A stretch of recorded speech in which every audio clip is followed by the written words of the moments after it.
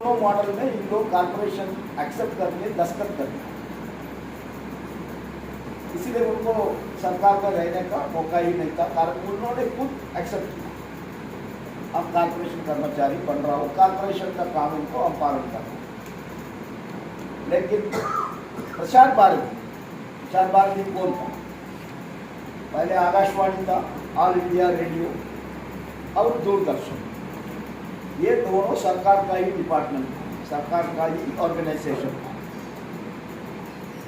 UPA सरकार ने निर्णय लिया हम इसको भी कंपनी में कन्वर्ट करेंगे। ऑल इंडिया रेडियो, आकाशवाणी और दूरदर्शन दोनों को मर्ज करके एक नया कंपनी बनाएंगे, उसका नाम है प्रसार भारती। तो उधर एक अच्छा डेवलपमेंट क्या हुआ, उधर का सभी ऑर्गेनाइजेशन, उधर का ऑफिसर एसोसिएशन, उधर का सुपरवाइजर एसोसिएशन और उधर का वर्कर एसोसिएशन, ये तीनों मिलकर एक निर्णय लिया, including director general of all India radio, director general of Doordarshan, ये सब लोग मिलकर एक निर्णय लिया, ठीक है सरकार का पास पूरा अधिकार है, वो कॉर्पोरेशन कर सकता, कुछ भी कर सकता, लेकिन हम तो सरकार कर्मचारी हैं, हम क्यों कॉर्पोरेशन में ज्वाइन करेंगे? तो हम सब सरकार से ये लड़ाई करेंगे, बाबा तुम्हारा मर्जी में तुम कॉर्पोरेशन कर सकता, कुछ भी कर सकता, लेकिन हमारा सर्विस कंडीशन को आप बदल नहीं कर सकते। We are recruited as government employees, we will retire as government employees। उसी को लेके उन लोगों ने आंदोलन किया, कोर्ट में गया, ये सब हुआ। तो वो तो यूपीए गवर्नमेंट था, थोड़ा अलग तरीके का गवर्नमेंट था, फिर वहाँ मंत्री का सपोर्ट से गवर्नमेंट चल रहा था।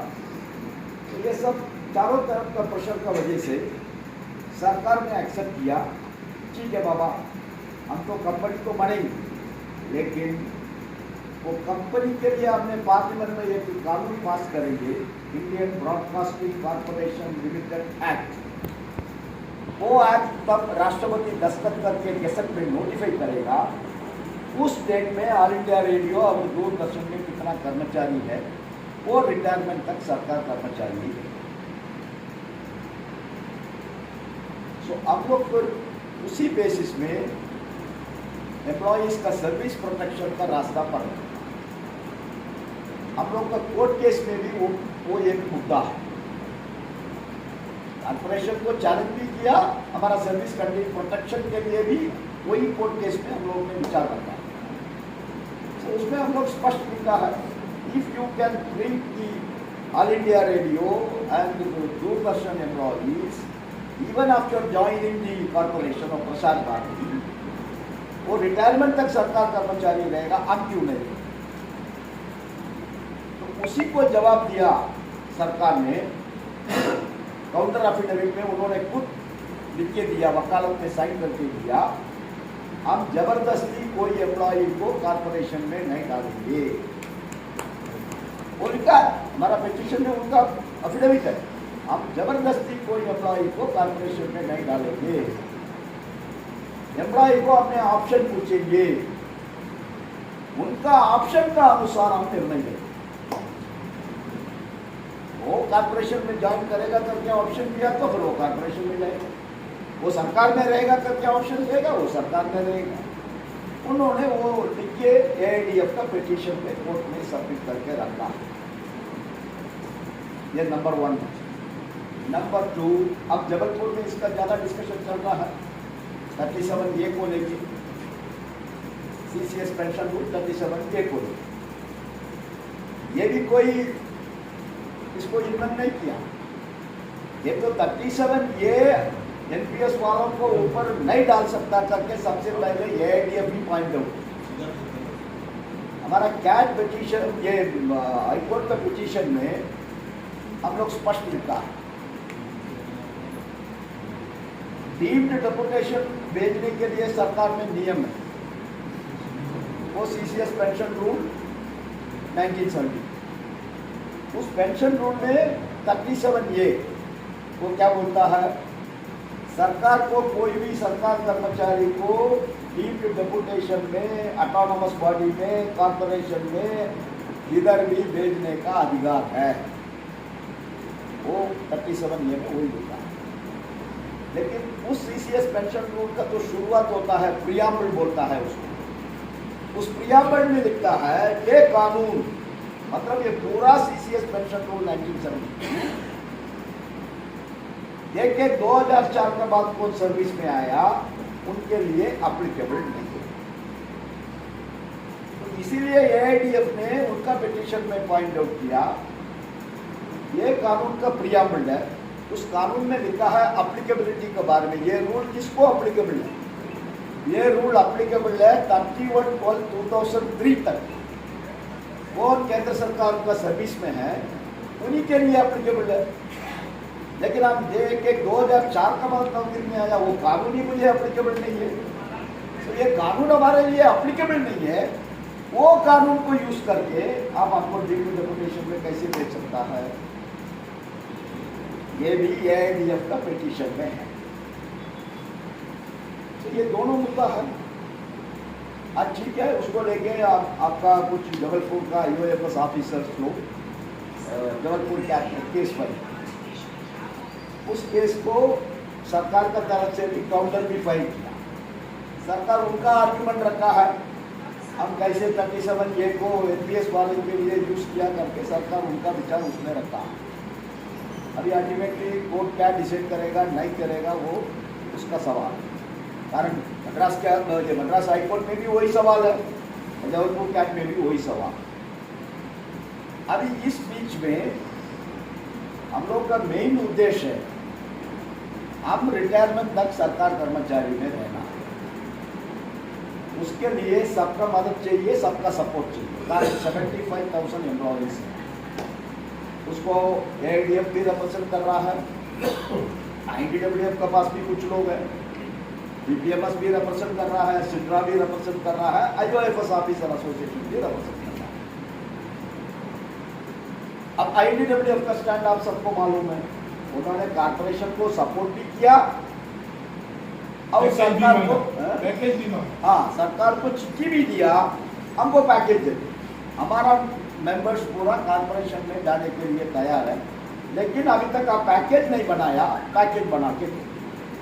सो उनका पोजीशन तो क्लियर हो गया, तो कॉर्पोरेशन का सपोर्ट भी कर रहा है और पैकेज कुछ मिलेगा तो हम दस्तखत करके कॉर्पोरेशन में जाएंगे। तो वो एक तरफ पहुंच गया। बाकी बचा है एआईडीएफ, आईओएफएस से सीडीआरए और बीपीएमएस। ये चारों हम लोग आपस में बैठ के मीटिंग किया। 2-3 राउंड मीटिंग करने के बाद ये निर्णय हुआ, ये चारों ऑर्गेनाइजेशन का एक यूनाइटेड फोरम होना चाहिए। वो भी अग्री हो गया। उस यूनाइटेड फोरम का तरफ से राजनाथ सिंह को चिट्ठी जाना पड़ेगा। हम लोग ने यूनाइटेड फोरम फॉर्म किया, उसमें 4 ऑर्गेनाइजेशन है, एआईडीएफ है, आईओएफएस है, सीडीआरए है, बीपीएमएस। हम लोग का निर्णय है अब रिटायरमेंट तक सरकार कर्मचारी। उसके लिए आप हमसे अलग मीटिंग रखें, हम लोग से बातचीत करके सेटलमेंट करें। तो वो चिट्ठी चले गया। अभी 4 तारीख मीटिंग हुआ उस सेक्रेटरी का साथ, उसमें बातें किया और हम दोनों का बहुत इशू डिस्कस किया। कंपैशनेट अपॉइंटमेंट, जीपीएफ का प्रॉब्लम, मेडिकल का प्रॉब्लम, सभी इशू करने के बाद अंतिम में हम लोग ने एक सवाल उनको पूछा, ठीक है बाबा, आप तो बिल्डिंग का नाम बदल कर दिया, आपने उसका बोर्ड निकाल के दूसरा बोर्ड डाल दिया, वो सब आपने कर दिया, लेकिन हमारा स्टेटस तो बदल नहीं कर सकता ना।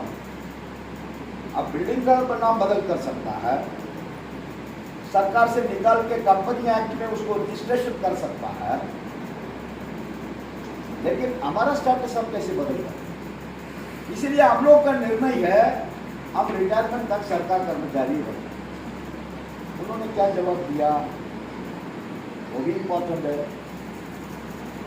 अनऑफिशियली बहुत ऑफिसर हम लोग को बोलता है, अब आप सब लोग लिख के दे दो सरकार में रहेंगे करके हम लोग का काम इसी हो।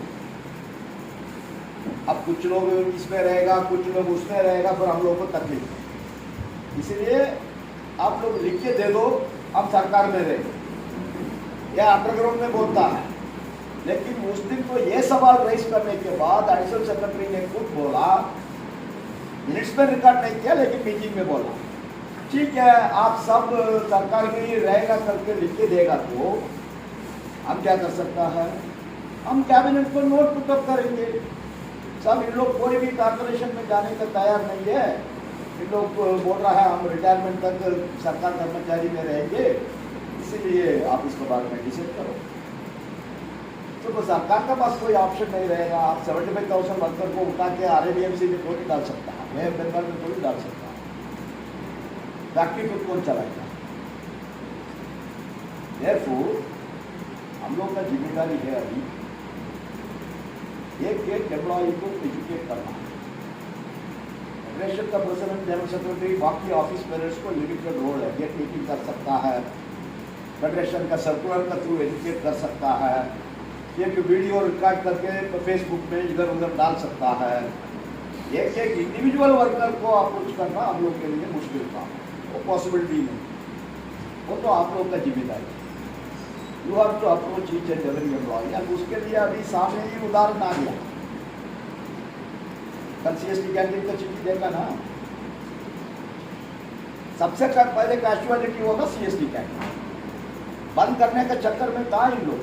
तब कॉर्पोरेशन का ऑर्डर आ गया, तुरंत मिनिस्ट्री ने नोटिंग पुटअप हो गया। अब हम लोग का नेटवर्क है इसलिए मालूम हो गया, फिर हम लोग इंटरफियर किया, वो फाइल अभी बंद करके रखा। लेकिन अलग अलग जगह से उनको रेफरेंस आ रहा है, इन लोग को क्या CST देना है नहीं देना है, इन लोग कॉर्पोरेशन का कर्मचारी हुआ, इनको मिलेगा नहीं मिलेगा।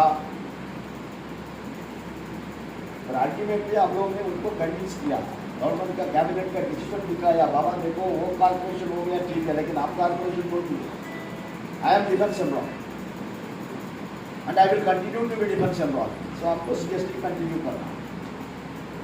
तो उन्होंने फिर मना करके ऑर्डर इशू नहीं किया, लेकिन मिलेगा करके भी ऑर्डर इशू नहीं किया।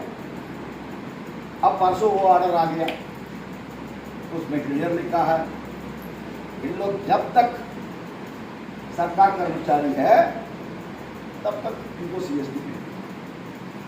हाँ, सरकार इनको फर्दर एक्सटेंड करेगा उसका कुछ समय भी। तो इसी में सब क्लियर हो गया ना complex. If you become corporation employee, your first casualty will be the CST canteen facility चलेगा। अब सर्विस में चले जाएगा, फिर रिटायरमेंट का बात को सवाल ही नहीं।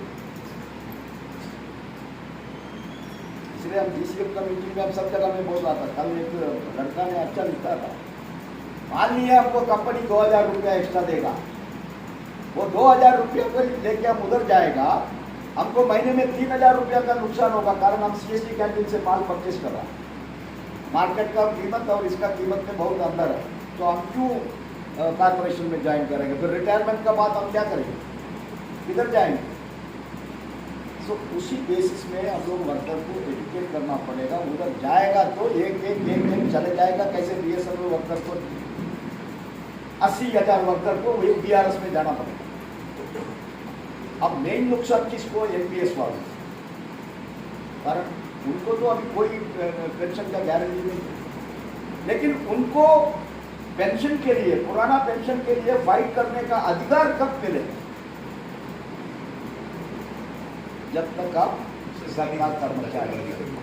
फिर आपको एक अधिकार है, देखो NPS आने का समय ग्रेचुटी नहीं था, सबको मालूम है, ग्रेचुटी नहीं था, कंपैशनेट अपॉइंटमेंट नहीं था, फैमिली पेंशन नहीं था, लेकिन फाइट किया, आपका फेडरेशन ने फाइट किया।